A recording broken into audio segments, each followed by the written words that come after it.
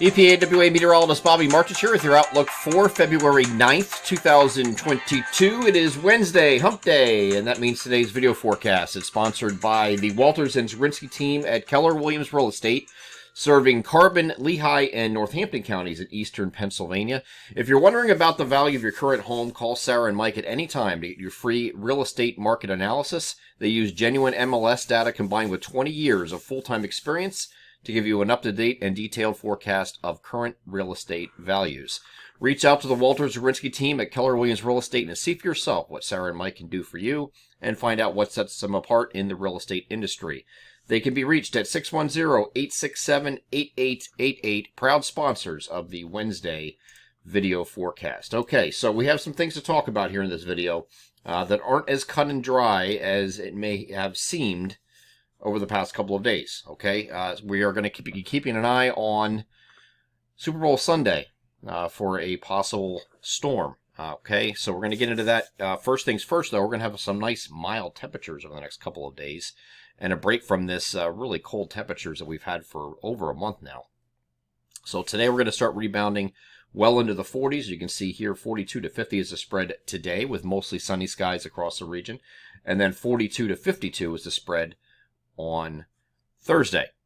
Okay, so first things first, we have a cold front moving toward the region, so that's why you're getting a little bit of a synoptic warmth ahead of this frontal boundary. Okay, very weak front, not really going to do much with temperatures on the other side, as you can see obviously above me here. 42 to 52 is the spread for temperatures on Tuesday, so not really a drop there. There is the opportunity for a few light rain or snow showers late evening or part of the overnight across eastern Pennsylvania. We can see that here on the NAM high-res future simulated radar. Starting us off this is starting off at 8 p.m. You can see in the upper right-hand corner where the timestamp is. And I'll move this forward. Again, it's going to be mild out ahead of this. So most areas are going to just see a few rain showers out of this, where there could be some snow up in the higher elevations of the Poconos. Just real light snow, nothing really crazy there. Coating to a half-inch maybe is possible on some non-paved surfaces.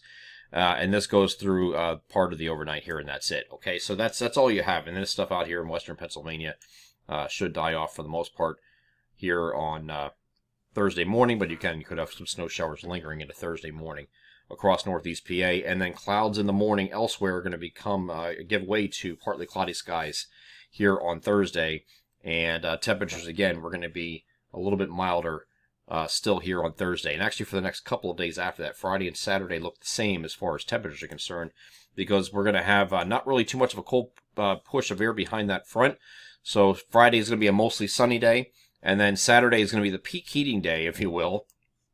Temperatures getting into the 50s in a lot of locations here for highs on Saturday. So partly cloudy to start the day, and then increasing clouds as this next front comes toward the region.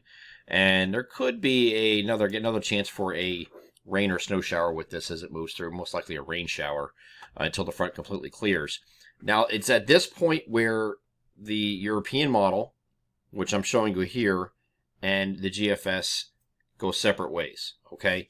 The GFS has been trying to bring back this storm idea that the European model had over the weekend, okay? It was just shown to be a relatively progressive flow. I would still say we're leaning in that direction, that it's going to be mostly progressive, but we can't rule out the fact that it might not be quite as progressive as originally thought, and it has to do with ridge and the ridge in the western United States, and how deep this trough digs in order to turn the trough from a positively tilted trough to a neutral trough, and it doesn't do it in time to get at least our southeastern areas into some snow. That is certainly a possibility, because behind this front on Saturday, where you have the temperatures north of 50 degrees, as a matter of fact, we're forecasting a high of 58 degrees in Philadelphia for a high on Saturday. The very next day, you're in the mid-30s. Okay, so it's a big shift in temperatures, and elsewhere in the interior, lower 50s to near freezing, or maybe even below freezing for highs on Sunday. So quite a difference, okay? Here's what the European model does with the energy. It moves this cold front through, all the way through, and you have a positively tilted trough here. What does that mean? You have this, here's a trough like this. Here's your trough. This is a positively tilted trough, so that means everything is progressive. It moves fast from west to east, and it doesn't really have time to amp up and turn up the coast, okay? So you have this very elongated area of low pressure sitting out here, but that is too far east to do anything in our region, which is right here, okay? So because of that, the European model is too far progressive with it, and this is just an out-to-sea solution, as you can see in subsequent frames. I can move this forward, and you can see it tries to get a low going here, but this is way far east and way out of the picture, okay? GFS does something a little bit different, however. This is looking at Saturday afternoon. Again, timestamps the upper right-hand corner. As you move this forward, you will see some snow breaking out as this trough here. Now, the trough on the GFS is back further.